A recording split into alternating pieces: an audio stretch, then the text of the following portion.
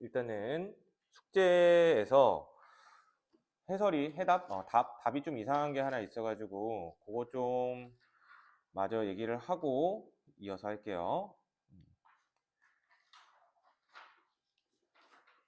세빈아, 이게 몇 번이지? 231번?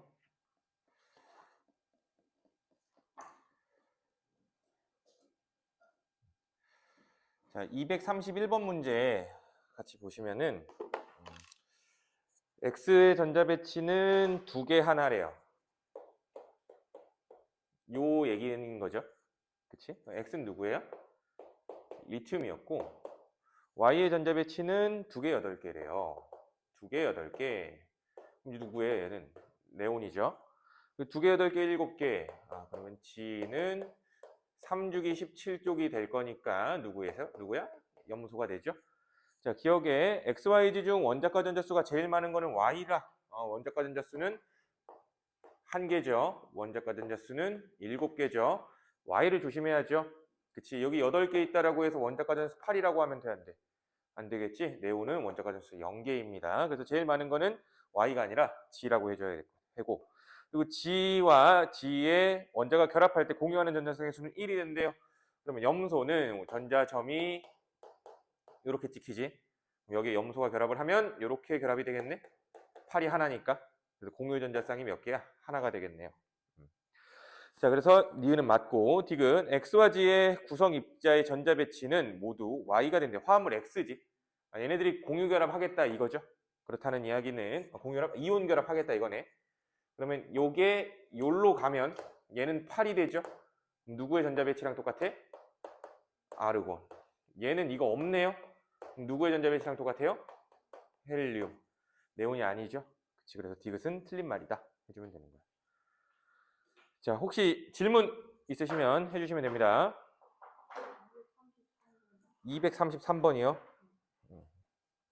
아마 DA 때문에 조금 헷갈렸을 것 같은데, 자, AB를 보면은 이거 공유결합 물질로서 HF를 말하는 거지.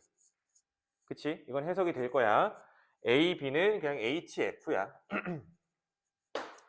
그래서 A는 수소가 되고요. B는 플로린이 되네. 자, 그리고 C는 보니까 C 플러스의 전자 배치가 그런 식으로 된다라는 이야기는 C가 리튬이었다는 얘기죠. 원소 종류는. C 이온이 이렇게 되면 C의 원소는 리튬이겠지. 자, 그리고 DA를 보니까 DA 마이너스라고 써져 있죠. 그런데 A는 누구야? 수소지? 그러면 공유결합한 걸 봤을 때 분필이 짧네. DA를 보면은 D가 여기 하나, 여기 하나, 둘, 셋, 넷, 다섯, 여섯, 일곱에 8가지. 이렇게 하면 8개 맞나? 1, 2, 3, 4, 5, 6, 7, 8. 그죠? 이렇게 되는 거죠. 그치? 그럼 얘가 수소잖아. 수소가 갖고 있는 전자죠, 이거는.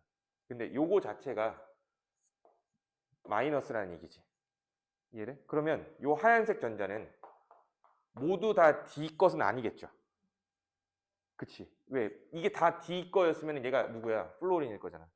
마이너스라는 얘기는 어딘가에서 전자가 하나 들어왔다는 얘기가 되겠죠. 그러면 원래 없애보자. 없애면 이게 없는 거지. 그럼 이게 몇 개야? 1, 2, 3, 4, 5, 6이죠. 5야. OH 마이너스인 거죠. 이해돼요? 그래서 여기 하나가 딴 데서 이렇게 들어온 거야. 그래서 OH 마이너스가 된 거지. 이해돼요?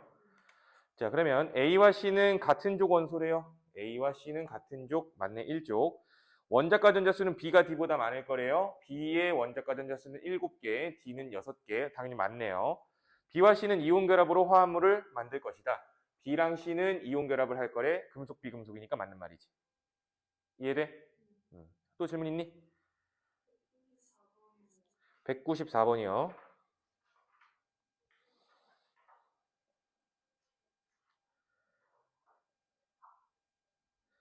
자, 다음 중 이온 결합 물질을 옳게 짝지은 것은 이온 결합 물질은 금속과 비금속만 고르면 되는 거야.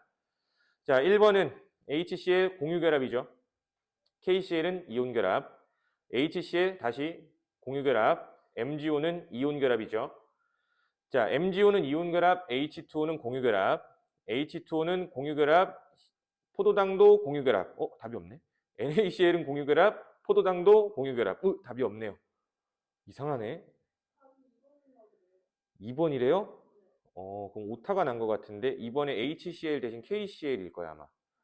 오타가 난 걸 거야 그러면. 와, 내가 통합과학 수업 지금 토요일부터 지금 일요일까지 4번 수업하고 있는데 이걸 얘기한 녀석이 한 명도 없었어. 하림이 진짜 열심히 했네. 잘했어. 답 2번이라고 하면 아마 오타가 난 걸 거예요. KCl로 고쳐주세요.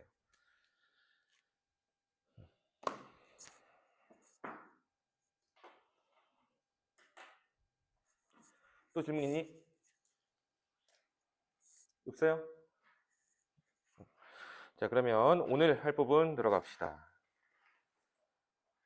자, 오늘은 5강 지구의 역학적 시스템인데 여기는 그거야. 물리 파트예요. 물리 파트. 요 파트 부분은 물리 1에 그대로 나와요. 그대로 나와요. 물리 1에서는 뭐 이것보다 더 하겠죠. 더 깊게. 그치? 요 파트는 물리 1에 그대로 나와. 저번 주에 한 거는 화학 1에 그대로 나오고. 그래서 통합과학은 잘 하고 있어야 되는 거야. 이걸 잘해야 2학년 때도 잘하는 거죠. 자, 그러면 물리 시작을 해봅시다.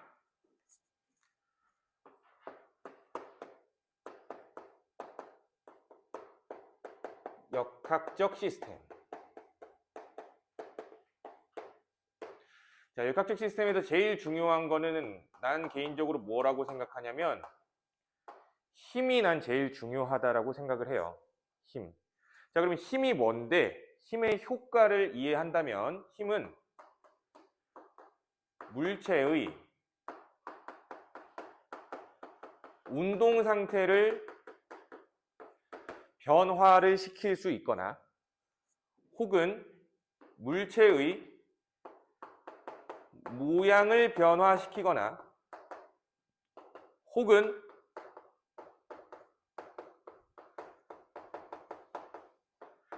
둘 다 변화시키는 게 힘의 효과예요.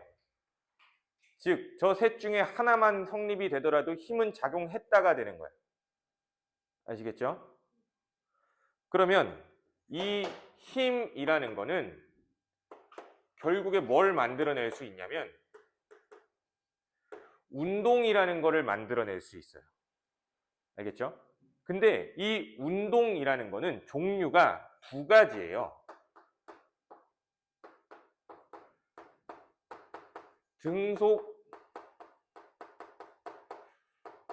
직선 운동이라는 게 있고요.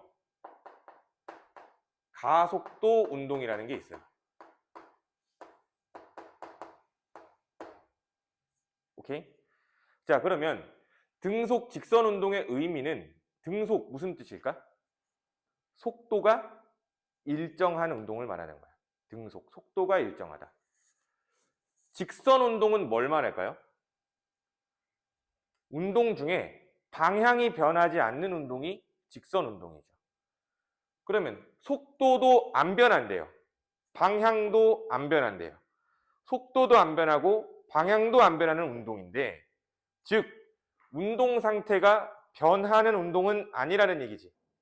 운동 상태가 일정한 운동인, 운동 상태가 변하지 않는 운동이라는 거야. 그렇다 F로 쓰겠죠. 포스. 자, 그러면 이 포스, 힘은 작용했다 안 했다? 안 했다는 거죠. 즉 꼭 힘이 작용하지 않아도 운동을 할 수 있는 거야. 하지만 운동 상태가 시작되려면 힘이 무조건 필요하겠죠.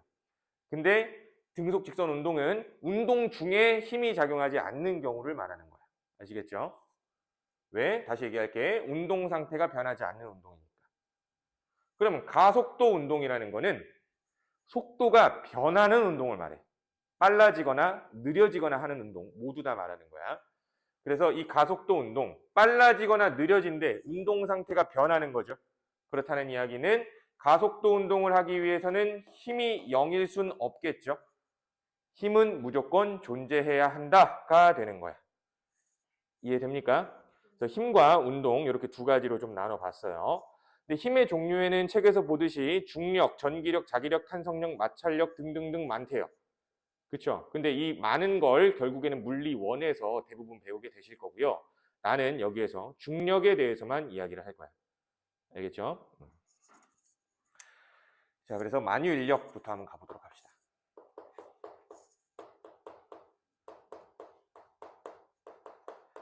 자, 만유인력이라는 거는 질량을 가진 물체들이 서로 잡아당기는 걸 말해.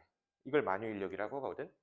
만유인력 F는 공식이 이렇게 돼. 상수 G의 거리 제곱분의 G 대문자 씁시다. 상수 G의 R 제곱분의 질량의 곱이다. 이렇게 쓸 거예요. 질량의 곱. 그러면 질량이 두 개가 필요하다라는 이야기는 당연히 만유인력은 상호작용이라는 얘기죠.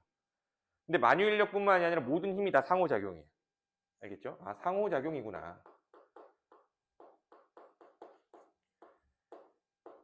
근데 이 만유인력은 종류가 여러 가지가 있는데 그중 하나가 중력이라는 게 있는 거예요. 그중 하나가 중력이에요. 그래서 중력을 표시해 보면 이렇게 표현하기도 해요. 지구에서는 질량의 중력 가속도를 곱한 값이 되기도 해요.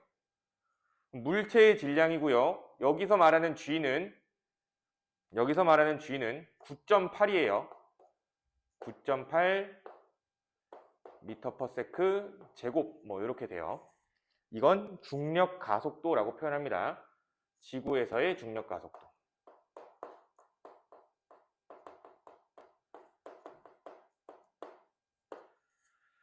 자, 그래서 결국엔 이 mg라는 걸 중학교 땐 뭐라고 배웠냐면은 그 물체의 무게라고 배웠어. 이해돼? 그래서 그 물체의 무게라는 건 결국엔 그 물체에 작용하는 중력의 뭐가 되는 거예요? 크기가 되는 거였죠. 그래서 질량과 무게는 다른 거였지. 이해돼? 왜? 행성마다, 위치마다 요 중력 가속도가 달라지기 때문이지. 이해돼? 왜 달라지는데? 요 계산값이 달라지니까 달라지겠죠. 무슨 말인지 이해돼? 그렇게 기억해주면 돼. 중력이라는 것은 이런 것이다. 자, 그럼 중력의 특징 책에 나와 있으니까 빠르게 보자. 자, 물체가 꼭 접촉해야만 작용하는 것은 아니죠. 그치? 물체가 꼭 접촉해야만 작용하는 건 아니야. 왠지 이해를 해본다면은 지우개. 자, 이 지우개가 분명히 여기 지구에 떨어져 있어도 작용을 하죠. 왜? 얘를 내가 놓는 순간 떨어질 거니까. 중력이 이렇게 작용할 거니까. 무슨 말인지 이해되죠? 근데 붙어 있대. 지금 현재 중력 작용하는 거야, 안 하는 거야? 중력 작용하고 있다는 거죠. 자, 그리고 두 번째, 지구의 중력은 항상 지구 중심 방향인 거죠. 그러니까 뭐 중학생들한테는 이렇게 얘기하죠. 그래서 남반구 사람들이 떨어지지 않는 거죠. 떨어진다는 게 말이 안 되지만, 그렇죠? 자, 그리고 무게는 물체에 작용하는 중력의 크기를 뜻한데요. 달에 가면 우리의 무게는 6분의 1 수준으로 떨어지죠. 질량은 변해? 안 변하죠. 6분의 1이 된다는 건 얘가 6분의 1이 된다는 거죠. 그래서 그렇게 보시면 되고, 다음 페이지. 자, 그럼 중력의 역할. 자, 중력이 없으면 우리가 할 수 없는 게 참 많습니다. 이렇게 땅을 디디고 서 있을 수도 없겠죠. 그리고 뭐 떨어지는 것도 있을 수가 없어. 물이 위에서 아래로 떨어질 수가 없죠. 그럼 비교해보면 우리가 뭐 중력이 없으면 눈물을 흘릴 수도 없어요. 울면 눈에 그냥 고이는 거야, 계속. 떨어지지 않고. 이해돼? 그래서 그런 게 모든 생명체한테 작용을 하고 있다는 얘기죠. 또한 행성은 태양의 중력을 받아서 공전을 하죠. 또한 달은 지구의 중력을 받아서 공전을 하죠. 즉 이런 천체의 역학 역시 중력이 있기 때문에 가능하다라는 이야기고요. 자, 중력에 의해 방금 얘기했듯이 물은 높은 데서 아래로 흐르고요. 물체가 떨어지기도 한다가 되겠네요. 그리고 하나만 더 얘기해놔. 4번에다가 무겁다, 가볍다 라고 적어 놓으세요. 무겁다, 가볍다. 즉 중력은 있기 때문에 무겁다라는 말이 태어난 거고요. 가볍다라는 말이 나타난 거야. 중력이 없었다면 무겁다, 가볍다라는 말 자체가 없었을 겁니다. 즉, 우리가 평상시에 이야기하는 무거우니까 이렇게 되는 거야, 가벼우니까 이렇게 되는 거야 라는 건 중력이 있기 때문에 가능한 거죠. 중력이 없다면 그딴 현상이 있을 수가 없겠죠. 대표적으로 뭐가 있을까? 뜨거워진 가벼운 공기는 위로 올라가죠. 차가워진 밀도가 큰 공기는 내려오죠. 그걸 뭐라고 불러? 대류라고 부르죠. 그치? 이런 대류 현상도 중력이 없으면 일어나 못 일어나? 못 일어나는 거야. 이해돼요? 무슨 말인지? 뭐 또 상공에 있는 수증기들은 응결하여 물방울이 되죠. 근데 그 물방울이 더 이상 떠 있을 수 없을 정도로 무거워지면 떨어져서 비가 내리죠. 그런 게 있을 수 있을까? 없겠죠. 왜? 비가 떨어지지 않을 거니까. 뭐 그런 것들. 무겁다, 가볍다 개념 들어가는 게 다 안 되는 거야. 아시겠죠? 자, 그러면 이런 게 이제 중력에 대한 힘, 효과 이런 것들을 본 건데 이제 이 중력에 의해서 오늘 볼 거는 운동을 배울 거야. 중력에 의한 운동을 배울 거야. 알겠죠? 중력에 의한 운동을 배울 거라서 전반적인 운동에 대한 이야기들을 할 겁니다. 기초적인 운동에 대한 이야기를 할 거야. 기초. 자, 그래서 운동에 대한 이야기를 하기 위해서는 먼저 첫 번째로 우리가 해봐야 되는 거는 이동거리라는 것과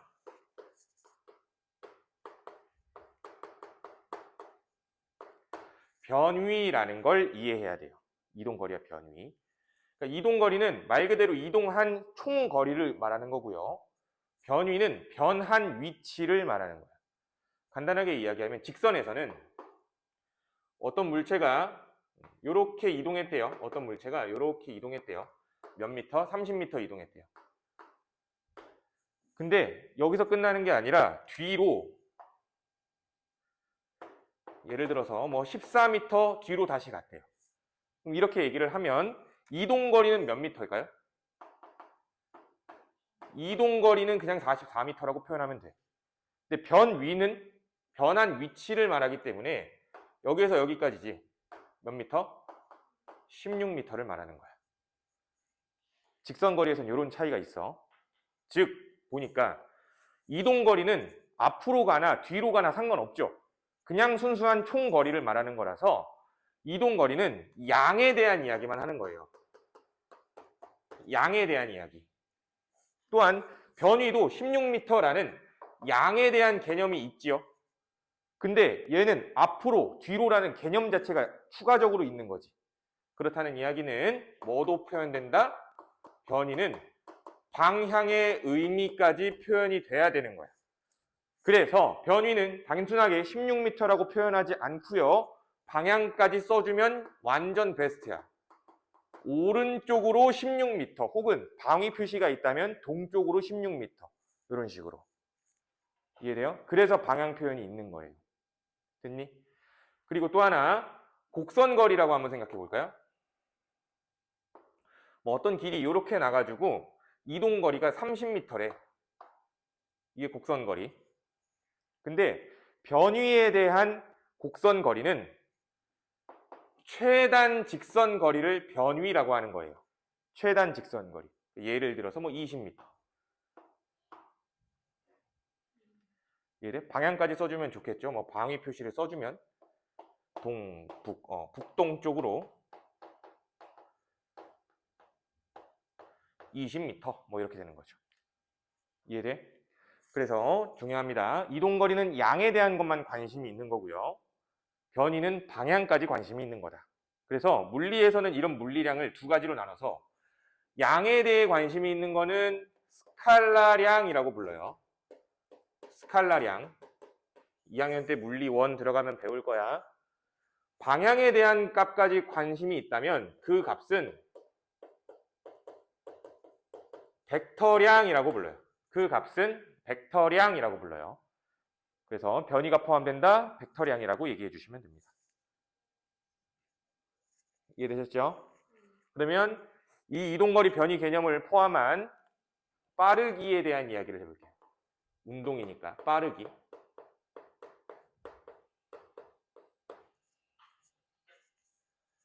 자, 빠르기는 두 가지로 얘기할 거야, 마찬가지로. 속력과 속도.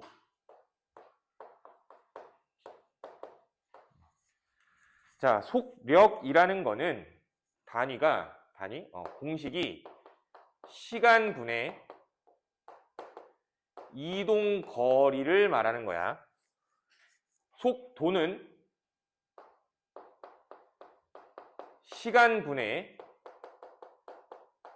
변위를 말하는 거예요.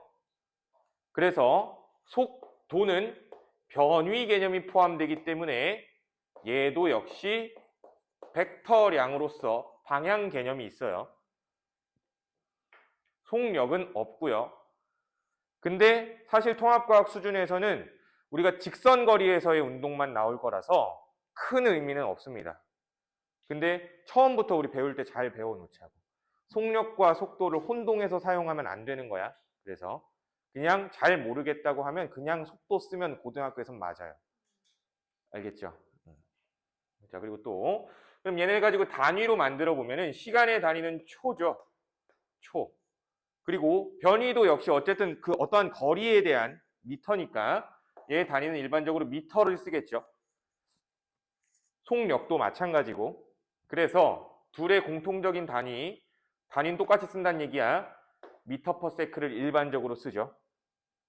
상황에 따라서 뭐 킬로미터 퍼 아워도 쓰기도 하고요. 네, 뭐 미터 퍼 세크가 일반적이니까 이것만 적읍시다. 이게 속력과 속도다라고 이해하시면 돼요. 자, 그러면 우리는 이 속력, 속도의 의미를 한번 파악해 볼게요. 또 한번. 얘들아, 10m per sec. 예를 들어서 10m per sec라는 건 어떤 뜻이야? 1초에 몇 미터 이동한다? 그치. 10m 가는 빠르기예요.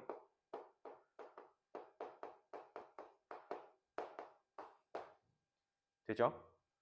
예를 들어서 15m per sec라고 이야기를 하면 이거는 똑같이 1초에 몇 미터 가는 빠르기? 15m 가는 빠르기.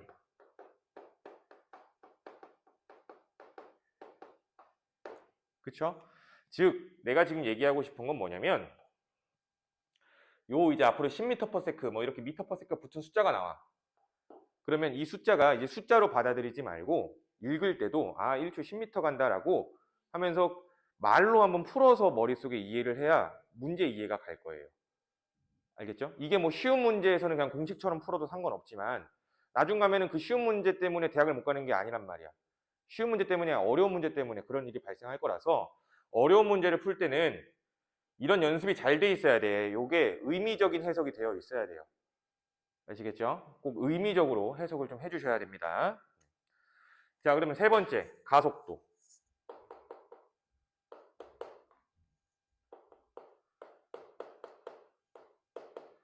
가속도는 우리가 기호로 이제 A라고 표현할 거야. A. 속도는 뭐 V라고 표현하겠죠. 가속도는 개념이 단위 시간당 속도 변화량을 가속도라고 불러요. 단위 시간당 속도 변화량. 그래서 이건 좀 예를 좀 들어보자. 어떤 물체가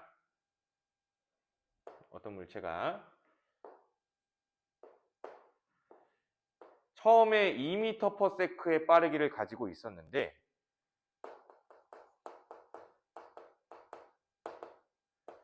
5초 후에 보니까 이 물체의 속도는 12m per sec가 됐대요. 그렇다면 이 물체는 1초마다 몇 미터 per sec씩 빨라진 거야? 그치. 1초마다 2m per sec씩 빨라진 거야.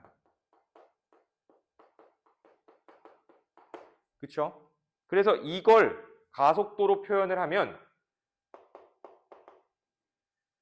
이렇게 되는 겁니다. 시간 몇 초? 5초. 그리고 시간에 따른 속도 변화량이라 그랬죠. 근데 변화량은 항상 기억하세요. 나중에서 처음을 빼는 겁니다. 나중에서 처음을 빼야 그게 변화량이야. 그럼 나중은 12m/s죠. 빼기 처음은 2m/s죠. 그래서 결국에 5초분의 10m/s가 되는 거니까 가속도 A는 10m/s의 제곱이 되는 거예요. 이게 가속도죠. 그래서 가속도는 시간당 속도 변화량인데 단순하게 생각하면은 이 단위 시간을 그냥 1초라고 생각하면 돼요. 일반적으로는. 아시겠죠? 이렇게 생각하면 되겠다. 자, 그러면은 가속도 나왔으니까 법칙 하나만 마저 좀 이야기하고 갈게요. 법칙. 일단 단위 해석부터 해보자. 단위 해석부터. 단위가 미터/세크 제곱이라네. 그쵸? 방금 여기 다 나왔어. 결국에는 시간분의 속도의 변화량인데 단위로 쓰면 초분의 속도는 시간분의 변이죠. 그러면 초분의 미터죠. 그럼 결국 미터를 초의 제곱으로 되는 거네요. 그래서 단위 만들어지는 게 미터/세크의 제곱인 거야. 아시겠죠? 그래서 미터/세크 제곱 나오면 미터/세크랑 다르게 해석하는 거죠. 10m/s라는 건 1초에 10m 가는 빠르기고요. 그리고 내가 왜 여기 10이라고 썼니? 약분을 안 했네. 왜 아무도 말 안 했니? 2죠. 자, 2m/s 제곱은 1초에 2m가 의미가 아니죠. 1초마다 2m/s씩 빨라지는 걸 말하는 거야. 알겠어? 자, 얘들아, 근데 변화량이라고 했으니까 느려지는 것도 있겠죠. 그치? 그럼 느려지는 거는 여기 앞에 뭐가 붙을까? 마이너스가 붙을 거야. 그거 한번 연습을 한번 해보자. 그것도.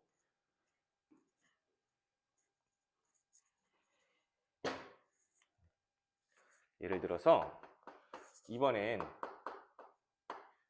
10m/s로 움직이는 녀석이 있었는데 5초 후에 5초? 2초라고 하죠. 2초 후에 정지했대요. 정지는 0이죠? 그치? 그러면 이 녀석은 가속도가 2초분의 나중 속력이 0이죠. 처음 속력은 10m/s가 될 거고 그러면 2초분의 10m/s니까 가속도는 5m/s의 제곱이라는 얘기죠. 근데 여기에서 마이너스가 있는 거죠. 변화량 마이너스가 있는 거죠. 해석은 1초마다 5m/s씩 느려지는 운동이 되는 거예요. 알겠죠? 그래서 미터/s 제곱이랑 미터/s랑 구분해야 돼. 이건 가속도의 의미예요. 그래서 가속도는 이렇게 이야기해 주시면 되겠습니다. 되셨죠? 자, 그럼 다음 페이지에 본격적으로 운동에 대한 얘기를 해보자. 등속 직선 운동과 등 가속도 운동에 대한 얘기를 할 거야. 별표.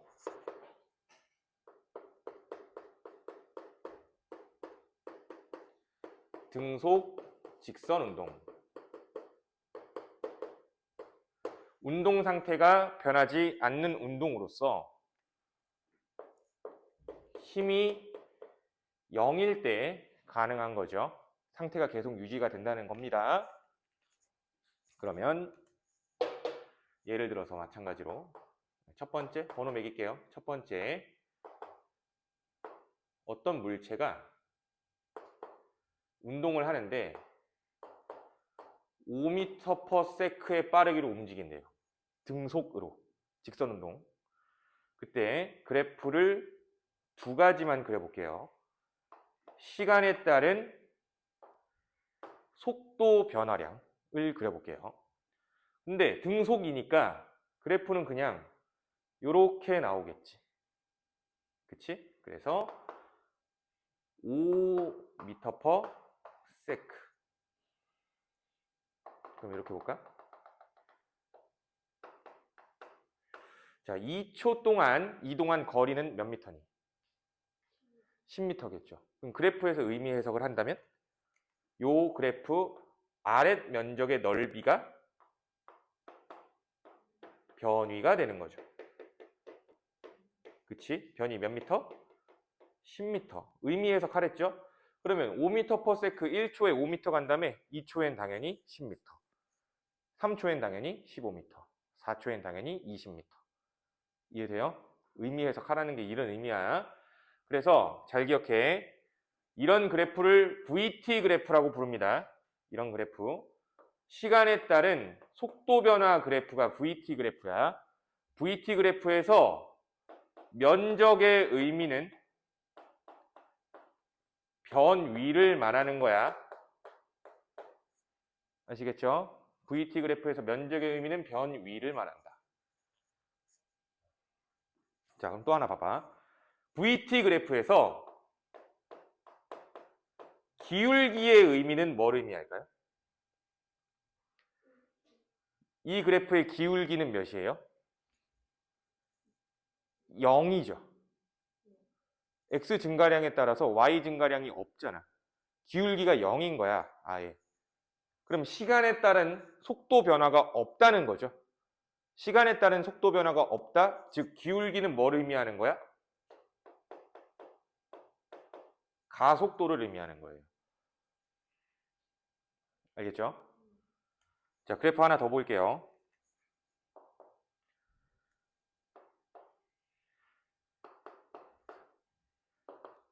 ST 그래프. S는 변위예요, 변위. 그럼 물체를 하나만 더 만들어 볼게. 얘를 A라고 하고요. B라는 물체가 하나 더 있었어. B라는 물체가 10m/s의 빠르기로 움직이고 있대요. 오케이? 그러면 얘는 1초에 5m 가지만 얘는 1초에 10m 가죠. 2초에 10m 가지만 2초에 20m 가죠. 3초에 15m 가지만 3초에 30m 가죠. 그거에 따라 시간에 따른 변위를 그려보는 거야. 그러면 A에 대한 그래프가 뭐 예를 들어 이렇게 나왔다고 해보자. 그러면 포인트 찍어주면 되는 거지. 1초에 몇 미터? 5m. 2초에 몇 미터? 10m. 이렇게 되는 거지. 이게 A에 대한 변이 그래프죠. 자, 근데 B를 그려본다면 B는 이게 B죠. 1초에 몇 미터가? 10m 가는 녀석이지. 이해돼요? 그럼 이 그래프에서 우리가 뽑아내야 되는 정보들이 또 있을 거예요. 1초에 5m 간다. A죠.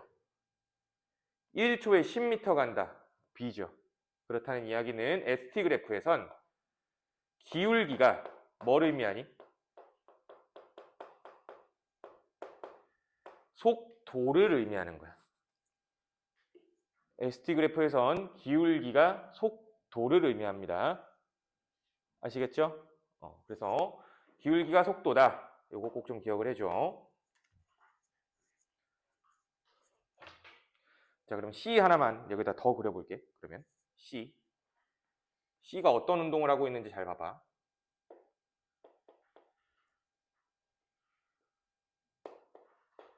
네, 이게 C래요. 여기 한 15m.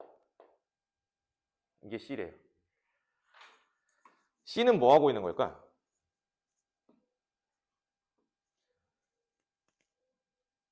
어떤 트랙 거리에서 15m 지점에 앉아 있는 거죠. 뭔 말인지 이해돼? 왜? 시간이 지나도 이 변이는 계속 15m야. 움직이고 있지 않다는 거야. 이게 의미 해석. 근데 이걸로 해석해봐. 기울기가 속도라며. C의 그래프 기울기는 제로죠. 속도가 0이란 얘기죠. 즉 얘는 정지에 있다는 거야. 이해돼? 그래서 문제 이렇게 나오면 어떻게 할래? 출발 후 1초 때 C의 속도가 제일 빠르대요. 말도 안 되는 거죠. 얘 앉아 있는데 얘네가 열심히 뛰고 있는 거고. 이해되죠? 자, 그래서 이렇게 등속 직선 운동 두 그래프 잘 기억하시면 됩니다. 자, 그러면은 두 번째 넘어가세요. 등 가속도 직선 운동 이 얘기 한번 해볼게요. 등가속도 직선운동. 그냥 등가속도 운동이라고 표현해도 돼요. 지금은 등가속도 운동. 자, 가속도가 일정한 녀석이죠. 가속도가 일정한 운동. 그럼 가속도가 있긴 있는 거니까 가속도 운동은 F가 0이면 안 되는 거죠. 그래서 공식 하나만 잡아 놓을게요. 뉴턴의 운동 방정식이라는 건데 가속도의 법칙인 거예요. 운동 방정식은 가속도의 법칙.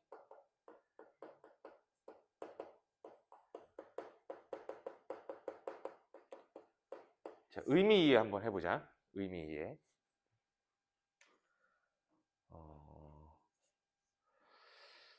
탁구공이 있어요. 탁구공. 탁구공을 내가 전력으로 던져. 전력으로. 예를 들어 100N의 힘으로 던졌다고 해보자. 근데 이번엔 골프공이 있어요.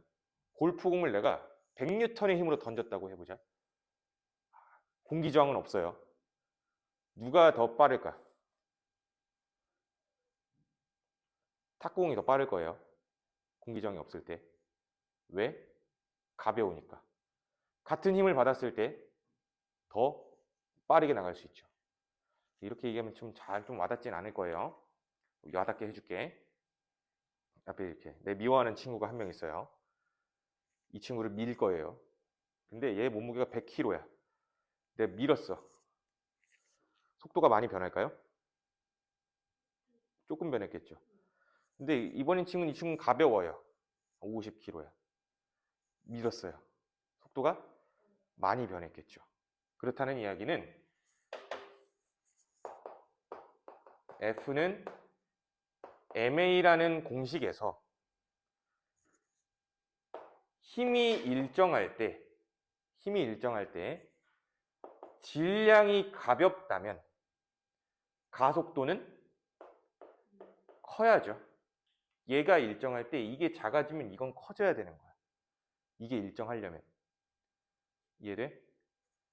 그래서 F는 MA라는 공식이 있는 건데 이 F는 MA에서 F의 단위는 그대로 뉴턴을 사용할 거고요. M의 단위는 킬로그램을 사용할 거고요. A의 단위는 가속도의 단위는 미터 퍼 세크 제곱을 사용할 거야. 알겠죠? 그럼 실제로 응용 한번 해보자. 2kg짜리 물체가 1초에 4m per sec 제곱으로 빨라질 거야. 정지해 있던 물체가 이 정도 가속도를 가지고 움직이려고 해요. 그러면 힘을 줘야겠죠. 어떻게 힘을 줘야 돼요? 뒤에서 힘을 빵 줘야겠죠. 얼만큼의 힘을 줘야 될까? 8N의 힘을 줘야지 이게 가능하다는 얘기야. 이해돼? 10N의 힘을 주면 5m per sec 제곱의 가속도를 갖겠지. 무슨 말인지 이해돼요? 실제로 이렇게 계산을 해볼 수가 있어요. 그러면 지금 예제 드러났으니까 얘에 대해서 잘 됐네. 가속도 운동 그래프 그려봅시다. 이 녀석에 대해서. 자, 먼저 VT 그래프. VT 그래프. 처음엔 정지죠. 정지인데 가속도를 보니까 1초마다 4m per sec씩 빨라진다며. 빨라지는 운동이 이렇게 나오는 거지. T, V 이렇게. 됐죠? 그럼 여기에서 수치까지 써보면 1초 후에 몇 미터 퍼 세크? 4m per sec. 2초 후에는 몇 미터 퍼 세크? 8m per sec. 이렇게 되는 거지. 이해돼?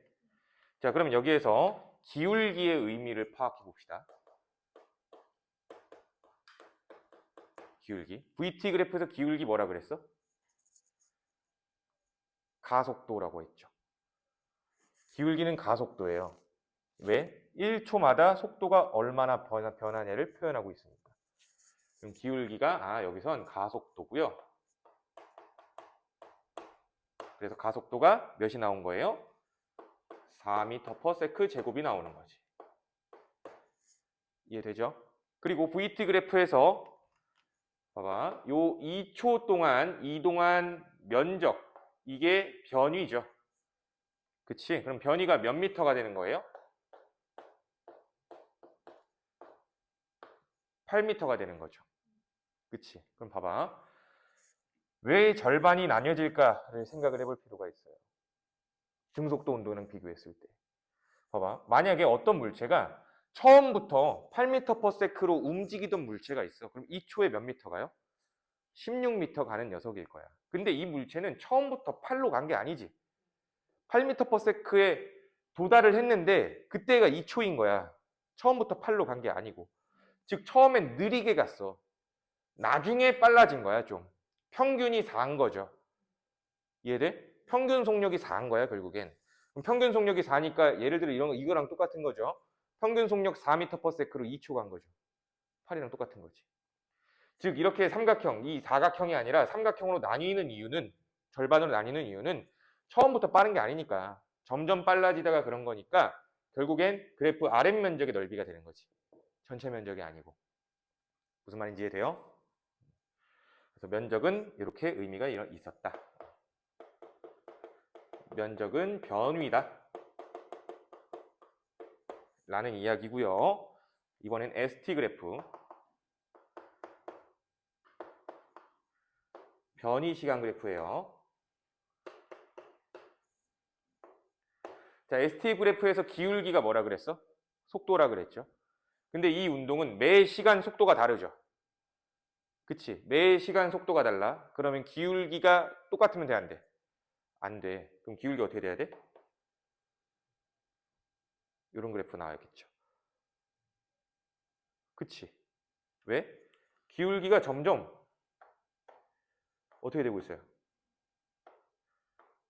커지고 있죠. 이해돼요? 기울기가 점점 증가하는 운동인 거야. 왜? 여기에서 기울기는 뭘 의미하는데? 속도를 의미하니까. 근데 2초 때의 속도가 8m/s였죠. 즉 2초 때, 예를 들어 여기 2초야. 2초 때 요 점에 접선의 기울기가 8m/s가 되겠죠. 이해돼? 이 점마다 이 점에 접선의 기울기가 그때의 속도를 의미하는 거야. 이해돼? 그래서 ST 그래프에서는 빨라지는 운동일 때는 이런 그래프가 나올 거야. 그럼 반대로 느려지는 운동이라고 참고로 그려본다면, 느려지는 운동 기울기가 낮아지겠지? 느려지는 운동도 여기다 그리자. 이렇게 되지 않을까요? 기울기가 점점 어떻게 되고 있어? 작아지고 있죠. 그러다가 이렇게 되는 게 정지죠. 기울기가 몇이야? 0이니까. 봐봐. 정지는 기울기가 0이죠. 무슨 말인지 이해돼? 자, 그래서 ST 그래프는 이렇게 해석하시면 되고, 자, 가속도니까 그래프 하나 더 나오겠죠. AT 그래프. 자, 등가속도 운동이에요. 1초마다 가속도가, 매 시간마다 가속도가 똑같은 거지. 그럼 가속도 그래프는 어떻게 나올까? 이렇게 나오겠지, 여기선. 4m/s 제곱으로. 이해돼? 그래서 이렇게 하면 양의 기울기죠, 이건. 여기가 0이거든요. 양의 기울기야. 그래서 요거는 4m/s씩 빨라지는 운동을 말하는 거고, 만약에 어떤 물체의 가속도가 이렇게 나왔어요. 마이너스 4m/s 제곱. 이건 무슨 뜻일까? 그치, 느려지는 운동을 말하는 거야. 이해돼요? 그래서 느려지는 걸 가지고는 한 번만 해보고 넘어갈게요. 자, 어떤 물체, 자동차라고 할까요? 어떤 자동차가 있는데 1초에 20m 정도 가는 빠르기로 움직이고 있었는데 여기에서 브레이크를 밟았어. 여기서 브레이크를 밟았어. 그럼 브레이크를 밟았다는 이야기는 반대 방향으로 힘을 준다는 얘기죠. 반대 방향으로 힘을 준다는 거야. 그럼 반대 방향으로 힘을 주면은 가속도는 마이너스가 되겠죠. 당연히. 그런데 힘을 알려줄까? 예를 들어서 반대방 브레이크로 힘을 4N 줬대요. 4N. 그러면 이때 이 자동차에 가해지는 브레이크를 밟은 시점부터 가해지는 가속도를 구해보래. 가속도는 F가 4죠. 그치? 그러면 4N은 숫자가 너무 더럽네. 40으로 할까요? 40? 그치, 40으로 하자. 자, 힘이 40N이래요. 그러면 질량, 자동차의 질량 알아야겠네요. 자동차 뭐 2kg라고 할까요? 자동차가 2kg이래요. 곱하기 가속도가 되는 거죠. 가속도는 몇이에요? 가속도 20이죠. 20 하자. 썼으니까 어쩔 수 없죠. 20m/s 제곱해서 가속도가 이만큼인 거야. 이해됩니까? 그러면 20m/s로 빠르게 달리고 있었던 녀석이 브레이크를 밟은 시점부터 속도가 일정하게 느려지기 시작하겠죠. 그쵸? 그러면 얘가 20m/s의 빠르기로 가고 있었는데 브레이크를 밟았어요. 근데 브레이크를 밟을 때 가속도가 몇이래요? 20이래요. 근데 이게 마이너스죠.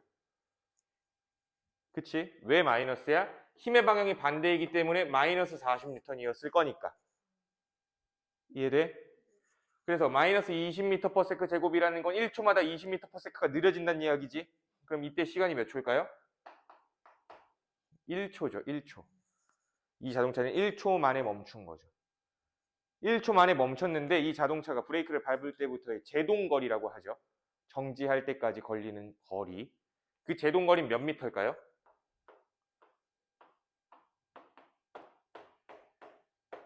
10m죠. 브레이크를 밟고 그 바퀴 자국 끽 나면서 딱 정지할 때까지 그게 10m를 간다는 거야. 무슨 말인지 이해돼? 아시겠어요?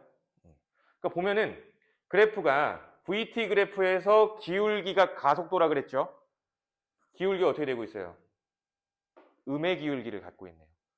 그러면 이렇게 음의 기울기를 가지고 있다라고 해서 운동 방향이 달라지는 거니? 그건 또 아니죠. 브레이크를 밟아도 갑자기 뒤로 가는 건 아니잖아. 앞으로 가지만 그냥 느려지는 거다. 또 해석이 된다는 거죠. 이해돼? 그래서 이게 음의 기울기를 가진 등가속도 운동이라고 보시면 될 것 같습니다. 자, 그러면 우리 지금 이제 등속 직선 운동과 등가속도 운동을 다 배웠는데 이걸 종합해 볼게 한번. 종합해 볼게.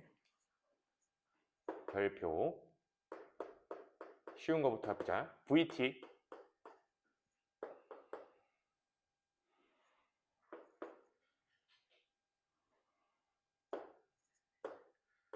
VT. 그럼 그래프가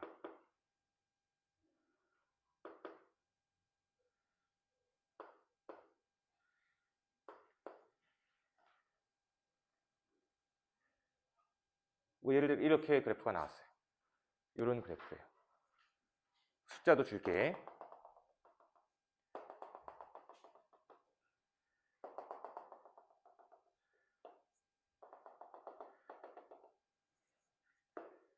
(4초) (8초) (12초) (16초)라고 해보자. 그리고 속도는 20m/s. 됐죠? 그러면 첫 번째 구간에서 어떤 일이 벌어지고 있는 걸까? 상상해봐요. 속도가 점점 빨라지고 있는 운동이죠. 그럼 여기에서는 무슨 운동하고 있는 거야? 가속도 운동하고 있는 거죠. 근데 빨라지는 운동이죠. 양의 기울기가 되는 거죠. 그래서 그러면 이때 힘의 방향은 어떤 방향으로 작용하는 거예요? 운동 방향 그대로 작용하고 있는 거죠. 그러니까 빨라지는 운동을 하고 있는 거고. 자, 그러면 여기는 무슨 운동하고 있어요? 등속 직선 운동하고 있는 거죠. 일정하게. 그러면 다시 여기는 뒤로 가는 거야? 아니지. 이건 무슨 운동하고 있는 브레이크를 밟은 거예요. 이거는. 마찬가지로 무슨 운동하는 거예요? 등 가속도 운동하고 있는 거야. 8에서 12초는 등 가속도 운동하고 있는데 문제는 뭐냐면은 0에서 4초랑 8에서 12초에서 작용한 힘은 방향이 같을까 다를까? 다르겠죠. 얘는 느려지는 거니까. 그래서 이 녀석의 힘은 반대 방향이지.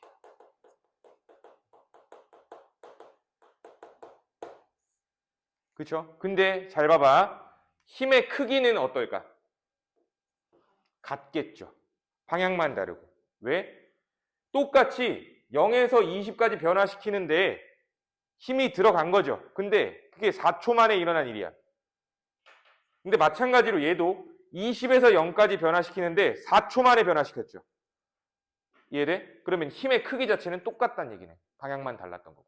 만약에 이 그래프가 3초, 여기 11초까지 떨어졌다면 이때 힘이 더 강하겠죠. 무슨 말인지 이해돼? 얘는 4초 만에 한 걸 얘는 3초 만에 해냈으니까 더 센 힘이었다는 얘기야. 그래서 어찌됐든 이 그래프에서는 운동 방향 반대 방향이지만 힘의 크기는 동일하다. 이런 얘기네요. 이해돼? 그리고 이 12초 때 뭐 한 거야? 이 물체가 정지한 거죠. 이해돼요? 이 물체가 정지한 거죠. 근데 봐봐. 여기는 뭘까? 마이너스 속도죠. 속도는 방향이 있다 그랬지. 근데 마이너스 속도야. 그치, 후진한 거야. 뒤로 점점 빨라지는 운동을 하는 거죠. 이해돼요? 뒤로 점점 빨라지는 운동을 하고 있는 겁니다. 역시 이것도 그럼 무슨 운동? 등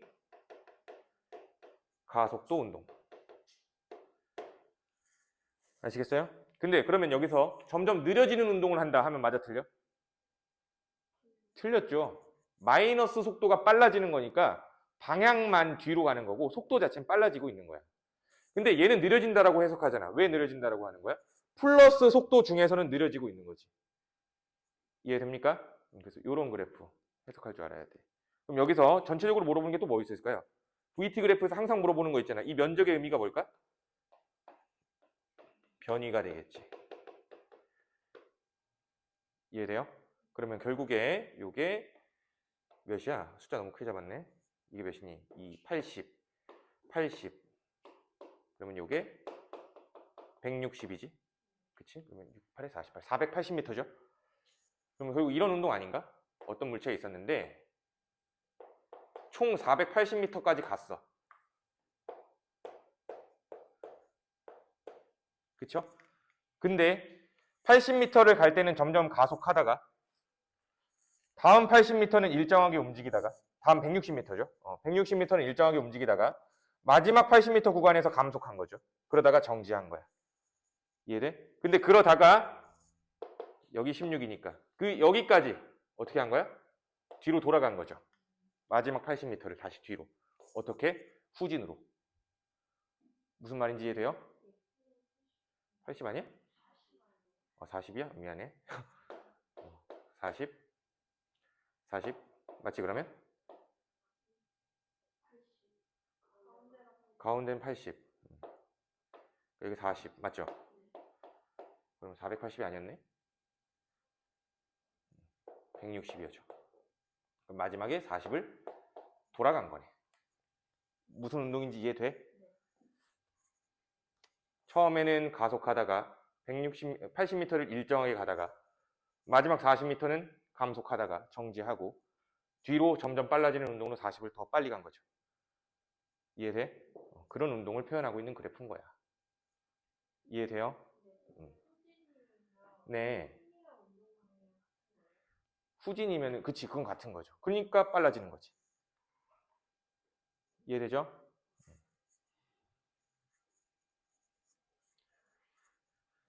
자, 그럼 다시 ST 그래프도 한번 해보자.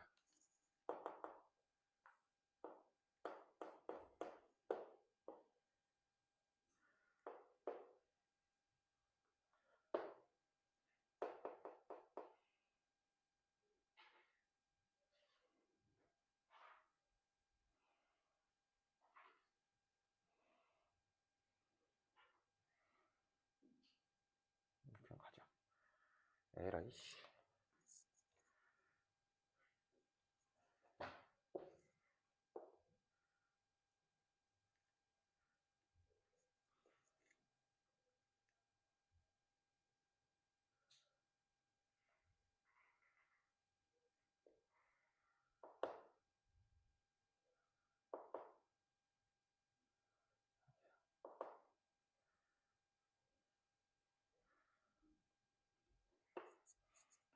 이렇게 해볼까? 이렇게 해볼까? 다 들어있는 것 같은데 이러면 봐봐. 구간을 좀 나눠볼게요. 요 구간, 요 구간, 요 구간, 요 구간 이렇게 보자. 어떤 운동을 하고 있는지. 여기는 지금 곡선 그래프죠, 이거. 곡선처럼 안 보이더라도 얘들아, 곡선 그래프예요. 그죠? 그러면 ST 그래프에서는 곡선 이 그래프의 기울기의 의미가 뭐라 그랬어? 기울기의 의미는 속도라 그랬죠. 그치? 그럼 여기 무슨 운동하고 있는 거야? 등 가속도 운동하고 있는 거야. 이해돼요? 근데 등 가속도 운동인데 느려지는 운동이에요? 빨라지는 운동이에요? 빨라져요? 느려지는 운동이죠. 처음이 제일 빠르죠. 첫 걸음이 제일 빠른 거야. 이해돼? 가면 갈수록 천천히 뛰고 있는 거죠. 뭔 말인지 이해돼? 그러다가 요때 뭐 한 거예요? 정지한 거야. 점점 느려지고 있어요. 힘의 방향과 운동 방향의 반대 방향인 거죠. 여기서. 힘 반대 방향. 그리고 정지한 거야. 몰라, 이 새끼가 막 졸라 열심히 뛰다가 이렇게 앞에까지 그려보면 이런 거죠. 졸라 열심히 뛰다가 여기서 힘든 거야. 아, 좀 천천히 뛴 거죠. 아, 졸라 힘들어. 좀 쉴래. 가만히 있은 거야. 쉰 거야. 여기까지.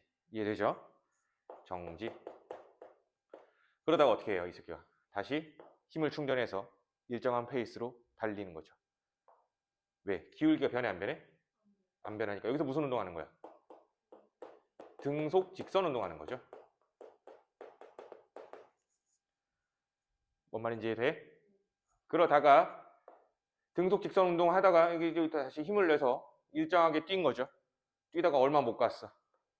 얼마 못 가서 어떻게 하는 거야? 얘 뒤로 돌아간 거야.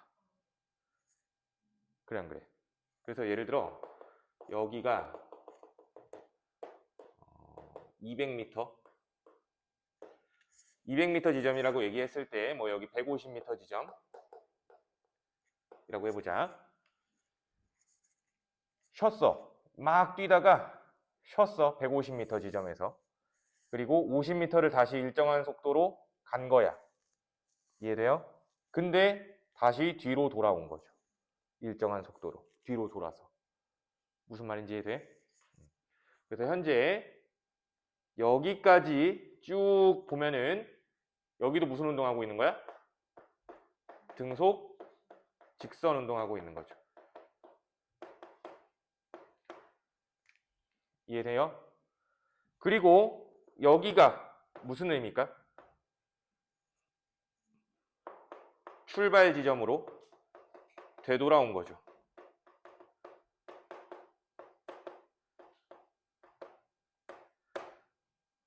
이해돼요? 출발 지점으로 되돌아온 거야. 그러면 출발 지점으로 되돌아와서 어떻게 한 거야? 그걸 지나쳐서 더 간 거죠. 일정한 속도로. 이해돼요? 그러니까 의미 봐봐. 운동 방향이 바뀌는 게 여기에서는 언제 바뀌었어? 요때 바뀌었죠. 요때 바뀌었어. 운동 방향 바뀐 게. 근데 여기에서 운동 방향 언제 바뀌었어? 요때 바뀌었죠. 이해돼? 요때가 아니고. 뭔 말인지 이해돼요? 그래서 각각 이런 그래프도 우리가 해석해 볼 줄 알아야 된다 이 얘기지. 이해됩니까? 마지막으로 다시 한번 정리할게요. 속도는 뭐 2m/s 1초에 몇 미터씩 간다? 2m씩 간다. 2m씩 이동한다. 이 말인 거죠. 그리고 가속도는 2m/s 제곱이라고 하면 1초에 이번엔 무슨 의미야? 2m/s씩 빨라진다. 근데 만약에 마이너스가 붙으면 느려진다죠. 그리고 VT 그래프에서 면적은 뭐예요? 이동 거리, 기울기는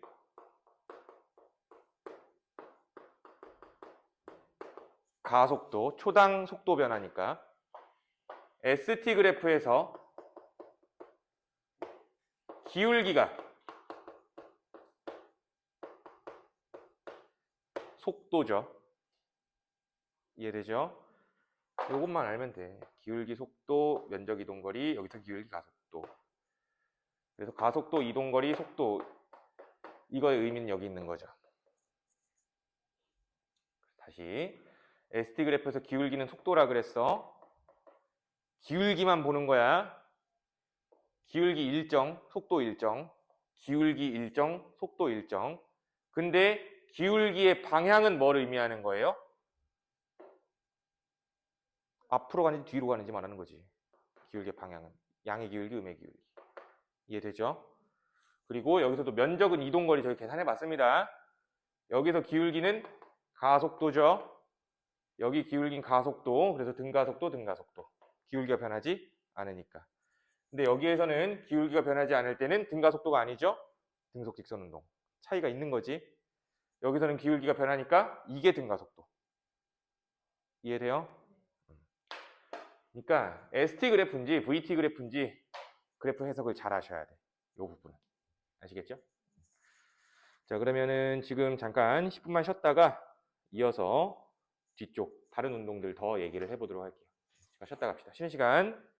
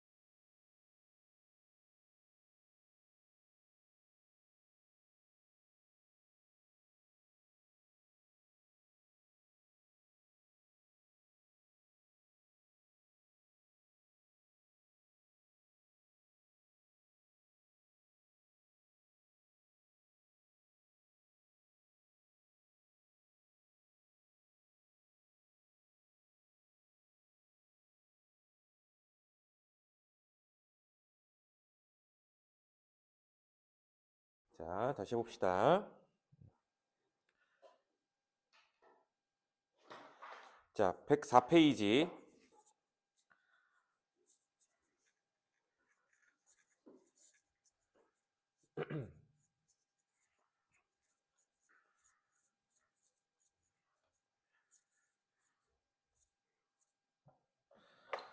자, 이제 여러 가지 운동들에 대하여 이야기가 나오는 건데, 사실 이 부분은 통합과 교과 과정은 아니에요. 교과 과정은 아니라서 좀 그냥 간단하게만 보고 넘어갈 거예요. 이해만 하고.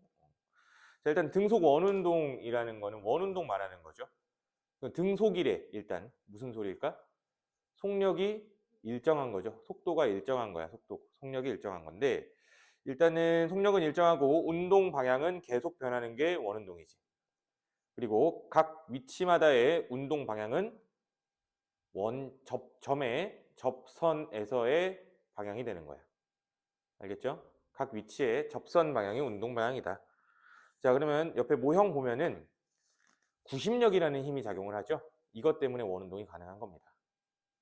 알겠어? 그러면 결국에 이 구심력이라는 것 때문에 뭐가 변하는 거야? 운동 방향이 변하는 거지. 힘의 효과. 아시겠죠? 자, 진자 운동도 볼게요. 시계추 운동이야, 시계추 운동. 자, 시계추 운동은 속력과 운동 방향이 매번 변합니다. 알겠어? 자, 그러면 오른쪽에 그림 보면은, 자, 제일 아래에 있을 때 속력이 최대 속도예요. 그럼 이렇게 한번 해석해 보자. 자, 왼쪽으로 시계추를 들었어요. 들고 놓으면 가운데로 갈 때 점점 빨라지겠지. 그리고 제일 아래를 거치고 올라갈 때부터는 속도가 다시 어떻게 돼? 느려지겠지.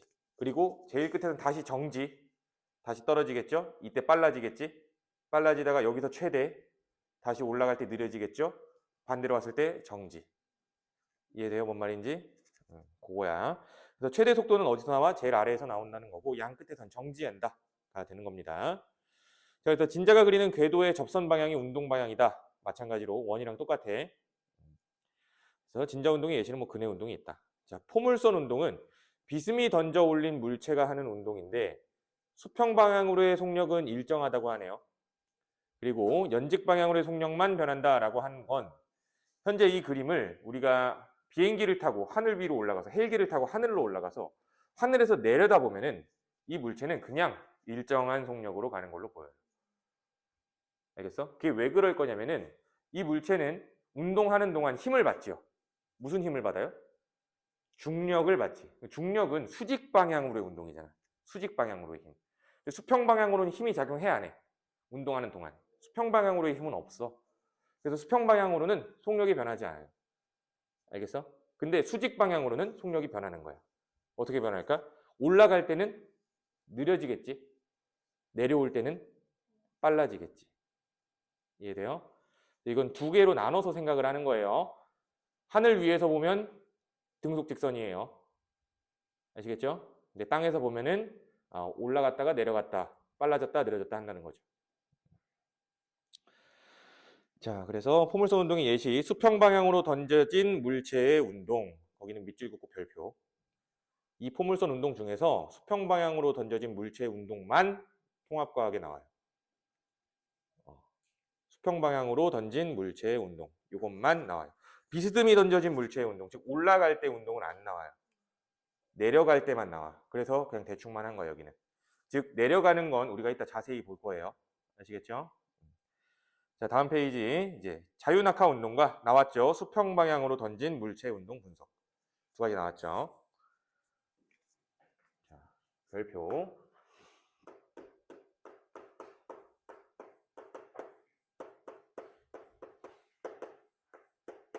자, 자유낙하 운동은 가만히 떨어뜨리는 걸 말하는 겁니다. 가만히 떨어뜨리는 건데 이렇게 생각하면 편해.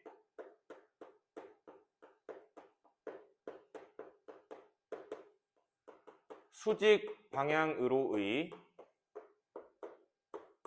등 가속도 운동이에요.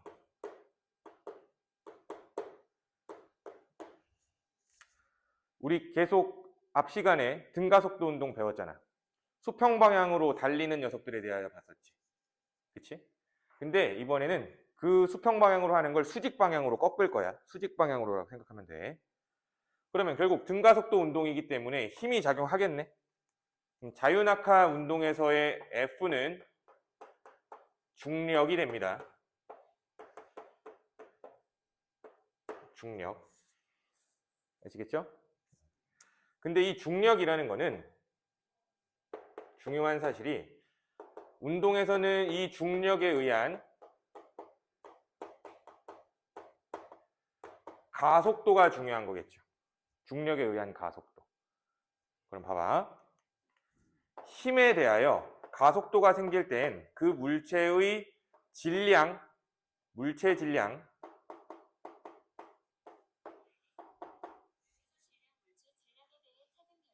진짜 신기해. 그거 과학 선생님들만 알 거야. 아이폰 쓰는 과학 선생님들만.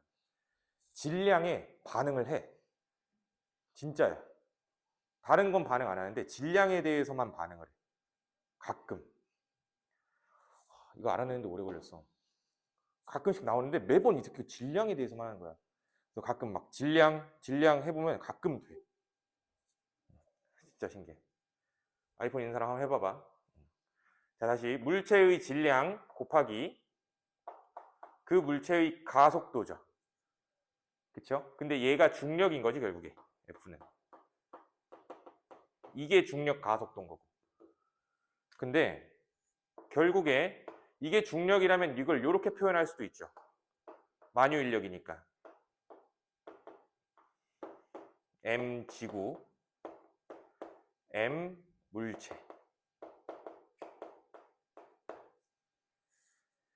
이해돼요? 아시겠어요? 근데 이 식이 등식이잖아. 등식에서는 요거 없앨 수 있죠. 요것도 없앨 수 있죠. A는 R 제곱분의 GM이죠. 이해돼? 이게 계산하면 몇이냐면 이게 9.8 미터 퍼 세크 제곱인 거야. 지구에서. 그럼 봐봐.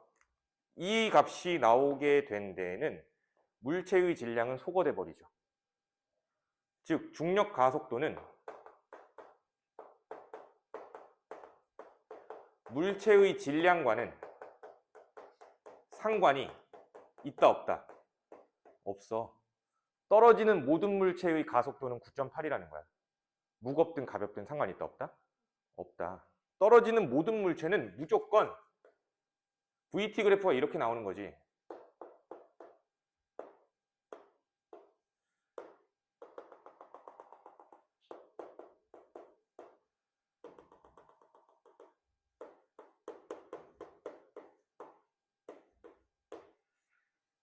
그렇죠. 내가 어디 건물 옥상에서 자유낙하를 하더라도 이걸 따를 거예요. 그럼 내가 아니라 너무 잔인하니까 돌멩이를 하나 주셔서 돌멩이를 떨어뜨려도 저걸 따를 거예요. 내가 더 무거운데도 불구하고 내가 더 빨리 떨어지는 게 아니라는 얘기죠. 돌멩이가 더 가볍잖아. 근데 돌멩이랑 나랑 똑같이 떨어지잖아? 똑같이 떨어지는 거야. 무슨 말인지 이해돼요? 그래서 그거 있잖아. 그 막 인스타 이런 거 보면은 막 외국에서 막 다이빙 영상 막 이런 거 나오잖아. 계곡 이런 데 되게 막 풍경 좋은 데서. 근데 어떤 사람이 이렇게 떨어지는데 떨어지는 걸 찍는 영상이 있지. 떨어지는 걸 떨어지면서 찍는 거. 그걸 어떻게 찍는 걸까?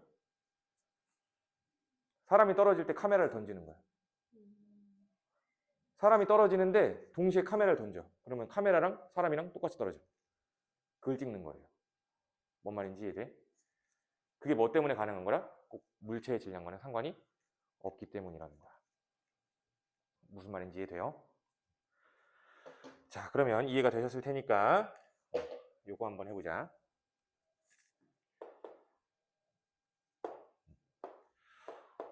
5m 높이에서 5m 높이에서 5m 좀 짧게 할까? 지면이고요. 5m 높이에서 어떤 물체를 자유낙하시킬 거예요. 이 물체가 1kg, 2kg, 3kg 상관없다 그랬어. 질량 안 쓸 거야. 그럼 이 물체는 이 지면에 닿을 때까지 걸리는 시간은 몇 초일까요? 이걸 따르겠죠. 즉, 이 그래프에서 면적이 5m가 되는데 걸리는 시간을 찾으라는 얘기야. 이게 5m죠. 이해돼요? 자유낙하 운동에서는 이 VT 그래프에서 면적이 뭐가 될까요? 낙하 높이가 되는 거야. 즉 이 물체는 몇 초 만에 떨어져? 1초 만에 떨어지는 거야. 무슨 말인지 이해돼요? 그러면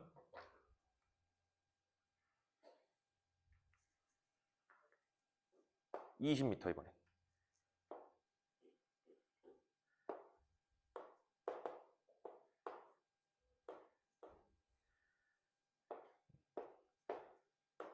자, 20m 높이에서 질량 상관없다 그랬어. 누군가가 떨어질 거야. 몇 초 걸릴까? 지면에 닿을 때까지 걸리는 시간은 몇 초 걸릴까? 저 그래프에서 면적이 20m가 될 때를 찾는 거야. 몇 초 걸릴까? 2초 걸리겠죠. 2초 후에 속력이 몇일 거니까? 20m/s일 거잖아. 그때 시간은 몇 초일 거야? 2초겠죠. 이 면적이 20m죠. 이해돼? 아시겠어요? 즉 이거야.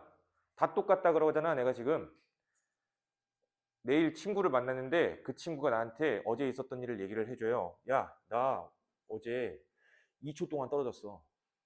나는 그 새끼가 20m 높이에서 떨어진 걸 알아요. 이해돼요? 다 똑같은 거니까. 무슨 말인지 이해되죠? 근데 단지 이렇게 얘기하는 이유는 다 공기 저항이 없을 때를 가정하는 거예요. 공기 저항이 없을 때. 자, 그러면 하나 더 하자. 이것도 이해해야 돼. 똑같이 20m야. 똑같이 20m예요. 근데 이번에 질량 얘기를 한번 해볼까? 얘 1kg이고요. 얘 2kg이야. 지면에 도달할 때 걸리는 시간 똑같이 몇 초? 2초. 지면에 도달할 때 순간 속도는 몇 미터 퍼 세크일까요? 순간 속도? 충돌 직전에 20m per sec겠죠. 약. 2초일 때 속력까지는 가속할 거니까. 이해돼요? 지면에 도달하기 직전 순간 속도는 20m per sec일 거야. 무슨 말인지 이해됐죠? 근데 여기서 문제. 얘를 A라고 하고요. 얘를 B라고 할게요. 이 녀석들의 중력, 작용하는 중력, 크기는 누가 클까? 이건 B가 더 커요. 중력의 크기 자체는 B가 더 큰 거야. 힘이 더 크게 작용하더라도 가속도는 똑같은 거지. 무슨 말인지 이해돼? 진짜 이해돼? 왜 그런 거야? 질량이 더 크니까. 가속도 똑같은 거야. 봐봐. F는 ma잖아. 가속도가 똑같이 나오려면은 아까 봐봐. 질량이 2배 컸죠? 근데 가속도는 똑같대요. 이게 똑같이 나와야 돼. 그러면 F가 몇이어야 돼? F도 2배 커져야지. 무슨 말인지 이해돼? 즉 얘가 질량이 무거운 만큼 똑같은 가속도를 가지려면 중력은 더 세게 작용해야 된다는 거야. 알겠어? 이거를 헷갈려하는 애들이 이렇게 생각하는 거야. 얘가 중력이 더 센데 왜 가속도는 똑같냐? 질량이 더 무거우니까 그럴 수밖에 없는 거예요. 알겠죠? 그러니까 수직 방향이지만 사실 이거를 이렇게 돌리면 수평이랑 똑같은 거야. 무슨 말인지 이해돼요? 그래서 이것도 기억을 해주고 중력의 크기 자체는 사실 무거운 게 더 크긴 하다. 됐죠? 자, 그러면 이제 수평 이제 수평 방향으로 던져진 물체 운동도 마저 얘기를 해볼게요.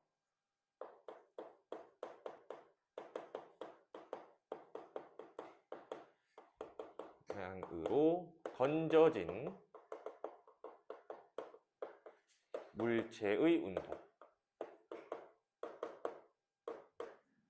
그래서 이번엔 절벽이에요. 20m 절벽이래요. 20m 절벽에서 어떤 물체가 있어. 이 물체. 질량은 상관없어요. 이 물체를 내가 손가락으로 빵 칠 거야. 수평 방향으로 던져지는 거지. 근데 잘 생각해봐. 내가 얘를 빵 치면 얘가 날아갈 건데 이 절벽을 떠나는 순간부터는 수평 방향으로는 힘이 작용해야 안 해? 안 해요. 그럼 얘가 왜 움직인 거야? 얘 내가 손가락이 닿아 있을 때만 힘을 전달할 수 있죠. 이해돼? 그래서 얘가 운동하는 동안은 수평 방향으로 힘이 없어. 그래서 이 녀석은 어떻게 운동할까? 이렇게 움직일 거야. 포물선 운동 반 자른 것처럼. 이해돼요? 그래서 중요한 사실은 수평 방향으로의 힘은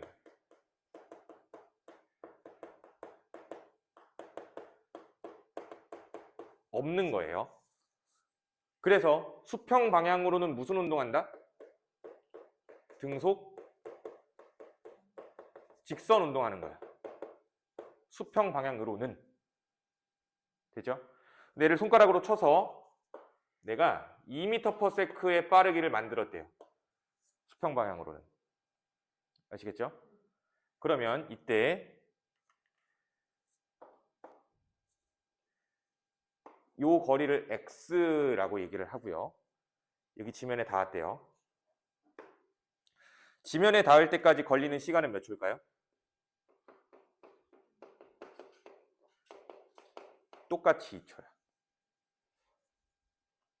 수직 방향으로는 무슨 운동할 거니까? 똑같이 자유낙하 운동할 거니까. 수직 방향으로는 똑같이 자유낙하 운동하는 거거든. 두 개를 나눠서 생각해야 돼. 그러니까 수직 방향으로는 뭐 한다? 자유낙하 운동한다. 수평 방향으로는 뭐 한다? 등속 직선 운동한다. 두 개가 있는 거예요. 두 문제를 한 번에 낸 것뿐이야. 그냥. 이해돼요? 그러니까 20m래. 높이 20m야. 그럼 떨어질 땐 당연히 2초예요. 이것도. 아시겠죠? 그러면 이 x는 이렇게 생각하는 거죠. 낙하 시간 동안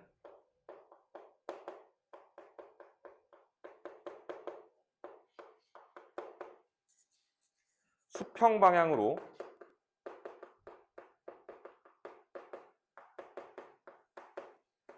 이동한 거리가 되는 거죠. 이해돼요?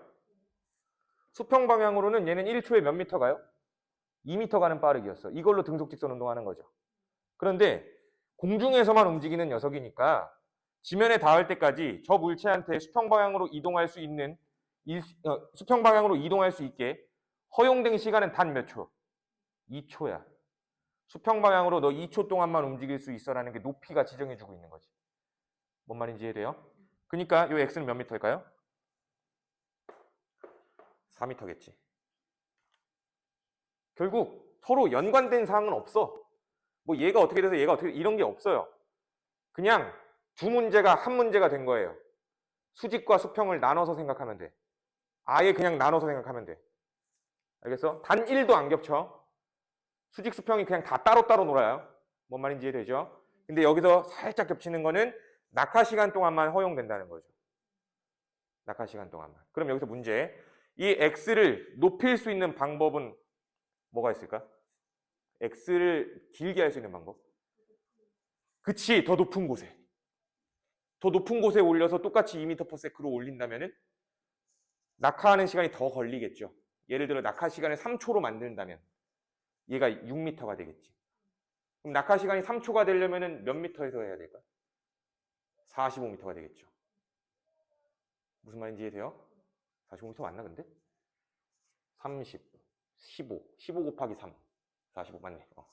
45m가 되겠죠. 이해돼? 그러니까 사실 자유낙하 운동, 수평 방향으로 던져진 물체 운동은 그래프가 딱 하나죠. 내가 아까 그래프 되게 여러 가지 그렸죠. 사실 통합과학에서는 요 그래프로만 풀어. 숫자도 정해져 있죠. 1초에 10가능 정비례 그래프로 푸는 거야. 그냥. 무슨 말인지 이해돼? 그러니까 엄청 쉽다는 거죠. 사실 통합과학의 역학은. 근데 이게 물리 수준으로 올라가면 저게 다 바뀌는 거죠. 아까 내가 예제로 그려줬던 거 막 이상한 그래프들이 있었지. 그런 것도 나오는 거지. 뭔 말인지 이해돼? 그래서 물리가 사실 크게 어려워할 게 아니야. 그냥 딱 기초만 잘 잡혀 있으면 어려운 문제도 금방 이해가 돼요. 물리도. 아시겠어요? 그래서 이거 수평반을 던져진 물체 운동 잘 기억하세요. 하나 더 있다. 이거 내가 이거 6m로 바꾸려면 이제 올리면 된다 그랬죠? 그치? 근데 6m로 바꿀 수 있는 방법 하나 더 있어. 하나 더 있어. 얘를 더 세게 치면 되죠. 그치? 내 손가락에서 떠날 때의 속력이 몇이 되면 돼? 3m/s가 된다면 얘를 굳이 올리지 않더라도 얘를 6으로 만들 수 있죠. 무슨 말인지 이해돼요? 그거 기억해줘. 자, 그러면 밑에 이제 뉴턴의 사고 실험. 뉴턴의 사고 실험. 잘 기억해. 봐봐. 이 세상 모든 물체는 1초마다 몇 미터 떨어져요? 약 5m 떨어지죠. 이 세상 모든 물체는 떨어질 때 1초마다 약 몇 미터 떨어진다? 5m 떨어집니다. 근데 뉴턴이 이런 생각을 한 거야.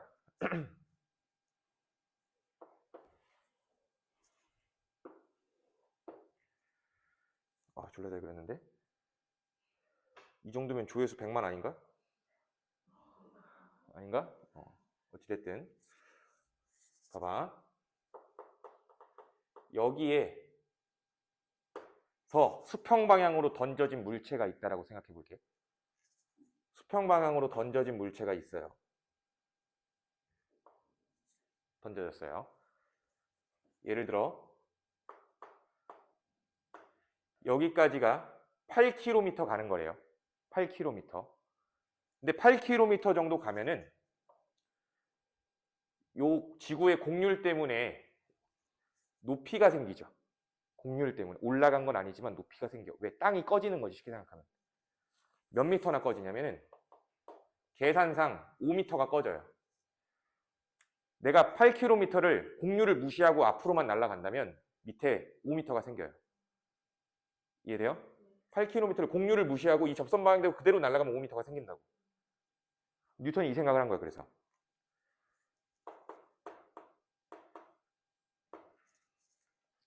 8km/s로 어떤 물체를 수평 방향으로 쳐버린다면 걔는 안 떨어질 거라는 얘기지. 절대 떨어지지 않을 거라는 얘기야. 지구에. 왜? 분명히 얘가 이게 8km/s로 친 거야. 1초에 8km를 갈 수 있도록. 이해돼요? 그러면 얘는 1초에 8km를 왔어. 여기까지 왔어. 왔는데 밑에 5m가 또 있네. 무슨 말인지 이해돼? 밑에 5m가 또 있어. 5m 떨어졌는데 5m가 또 있는 거야. 20m 아니죠? 예. 5m가 있는데 5m가 밑에 또 있는 거야. 그럼 얘는 또 어떻게 해? 또 떨어져. 알겠어? 근데 수평 방향은 무조건 무슨 운동이야? 등속 직선 운동. 계속 8km를 가는데 나는 분명히 5m씩 떨어지고 있지만 땅이 꺼지면서 5m가 또 생기는 거야. 무슨 말인지 이해돼요? 그러니까 이 녀석은 여기서 절대로 땅에 닿을 수 있어요, 없어요? 땅에 닿을 수 없다 라는 생각을 한 거야. 실제로 해본 건 아니고. 그래서 뭐라고 하는 거야? 사고 실험이라고 하는 거야. 머릿속에서 사고력. 머릿속에서 생각만 해봤다. 이해돼요? 대단한 사람이죠. 이런 생각을 했을까? 땅이 꺼진다는 생각을. 그죠? 그래서 이 뉴턴의 사고 실험도 의미를 이해하신 게 결국에 수평 방향으로 던져진 물체 운동이죠.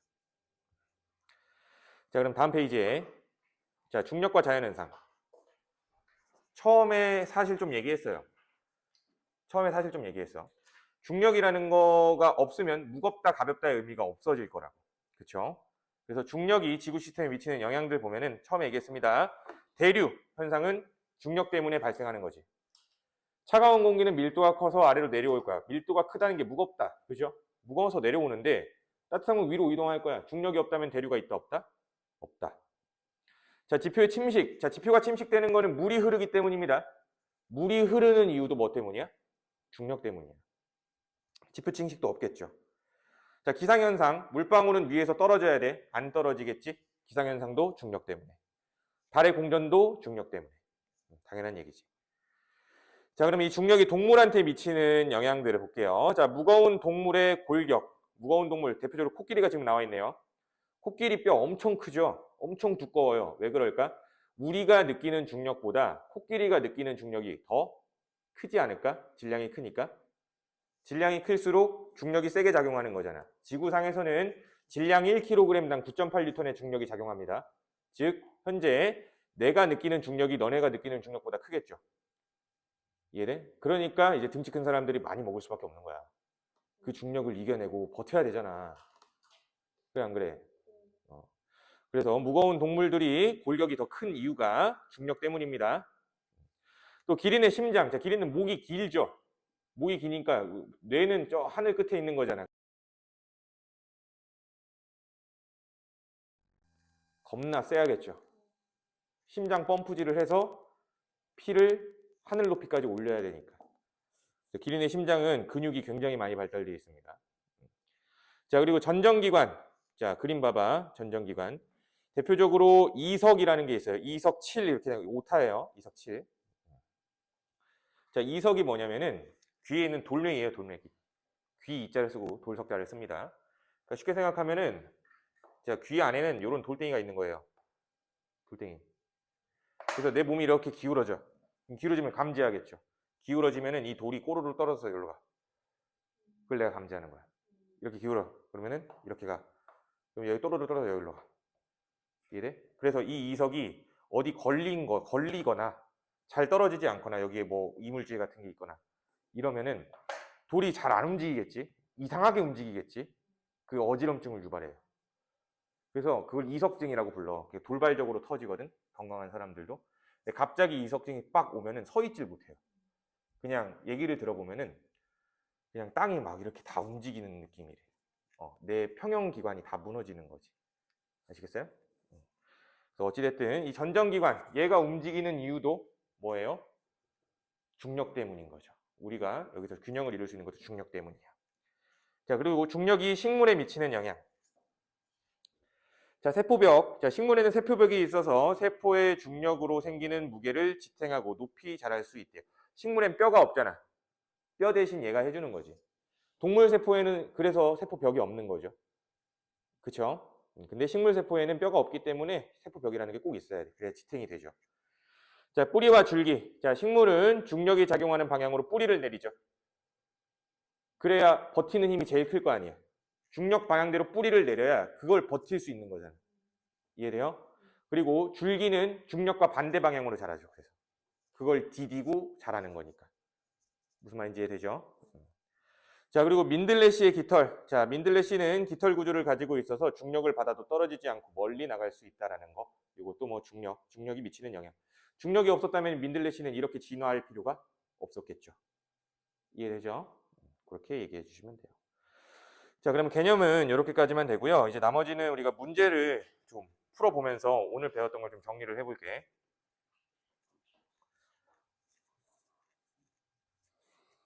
먼저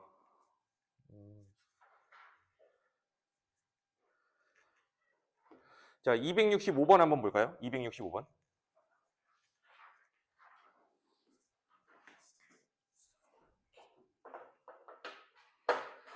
자, 처음 속도가 10m/s인 자동차가 있대. 그래프 그려서 풀게. 자, 어떤 그래프 그려야 될지 모르겠으면은 일단 VT 그래프 그리는 거야. 문제에서 이야기한 물체의 시간에 따른 속도 변화 그래프를 그려보면 문제를 어떻게 풀어야 될지 감이 좀 와. 자, 그럼 처음 속도가 10이라고 했으니까 일단 10에서 시작을 해야겠죠. 처음이 0초일 때 10m/s구나. 근데 이 녀석이 4m/s의 세크 제곱의 가속도. 이건 또 무슨 뜻이야? 4m/s 제곱의 가속도는? 이래서 의미 해석이 중요하다는 얘기예요. 4m/s 제곱의 의미는 1초에 4m/s씩 빨라진다. 그 의미를 이 글을 읽고 이해가 되면 그림을 그릴 수 있는 거잖아. 우리는. 그래서 그림을 그릴 수 있어. 그걸 의미대로 이해해야 그림을 그리는 겁니다. 이렇게 그려지겠지 그러면. 자, 그러면 여기에서 등가속도 직선 운동하여 속도가 30m/s가 될 때, 이게 등가속도 직선 운동이죠 결국에. 그때 속도가 몇? 30m/s가 될 때죠. 그때 걸린 시간도 알지 않을까? 몇 초 걸리니? 몇 m/s 증가해야 돼 결국에? 20m/s 증가해야 되는 거잖아. 그럼 몇 초까지야? 5초죠, 5초. 이해되니? 아시겠어요?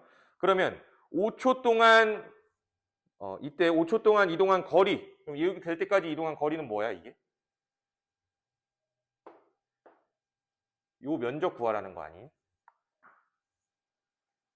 이해돼요?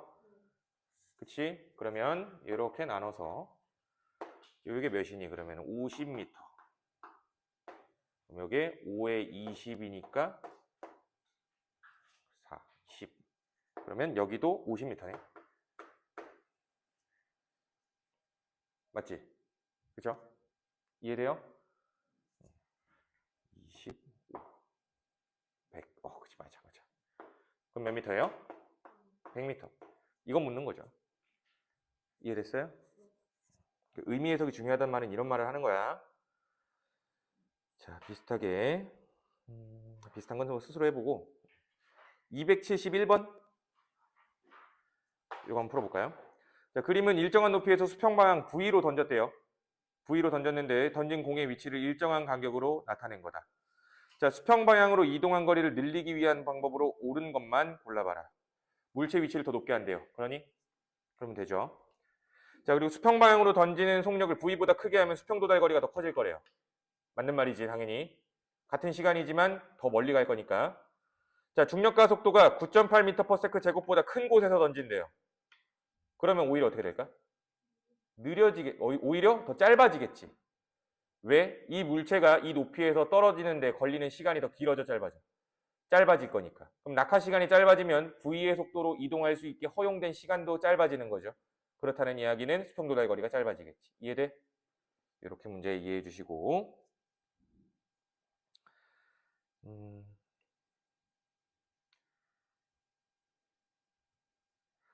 자, 277번. 자, 얘가 지금 출발선에서 출발해요. 출발선으로부터 100m 떨어진 도착선까지 직선 운동을 하는 모습을 나타내고 있대요. 자, 그럼 나는 민수가 출발선을 지난 순간부터 도착선에 도달할 때까지의 속도를 나타내고 있대요. 자, 근데 여기에서 복귀의 운동, 가에 대한 얘기죠. 이 민수도 복귀로 해야 될 것 같은데, 그죠? 그치, 문제가 그래요. 민수도 복귀로 바꿔주세요. 자, 도착선에 도달할 때까지. 그치, 됐네. 봐봐. 가는 직선 운동하는 거. 그쵸. 자, 복귀에 대한 설명으로 옳은 거. 0에서 8초까지는 이동거리가 40m다 라고 하고 있어요. 그럼 이거 어떻게 알 수 있어요? 그래프를 보면은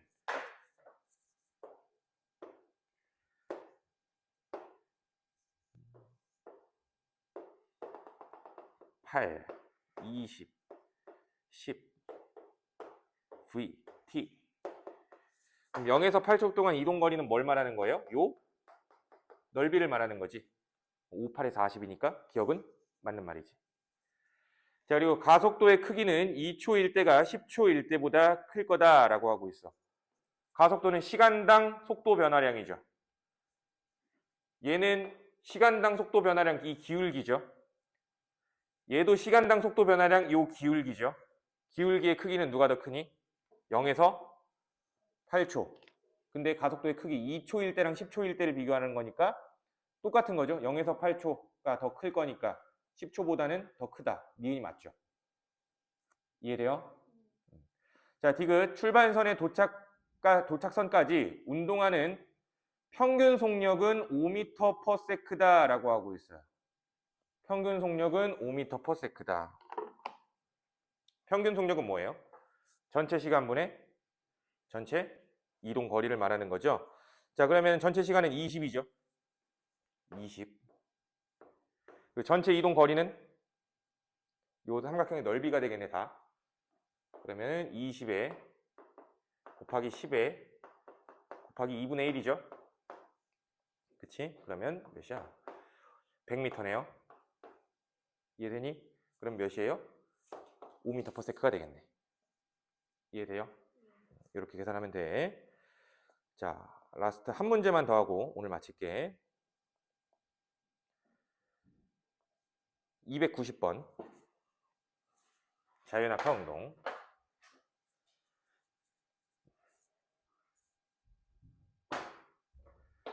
자, 그러면 지면으로부터 높이가 h인 곳에서 높이가 가만히 놓은 물체가 지면에 도달할 때까지를 나타낸 건데 H'을 지날 때의 속력은 지면에 도달하는 순간 속력의 3분의 1배다라고 하고 있을 때 H'을 구해보래요.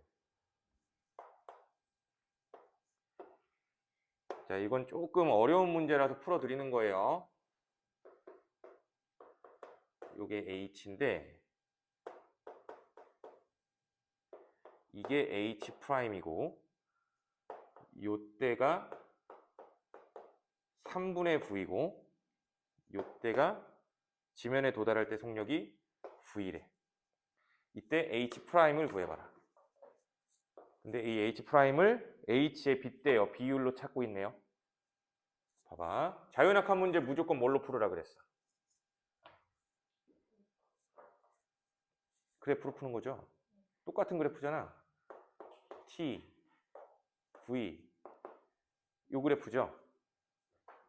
이해돼요? 근데 봐봐. 지금 지면에 도달할 때 낙하할 때 닿을 때 속력을 V라고 줬죠. 근데 그때 걸린 시간을 알아 몰라? 몰라. 아무 문제에서 안 줬네. 그냥 T라고 할게요. 돼? 근데 요 3분의 V가 될 때까지를 말하고 있네요.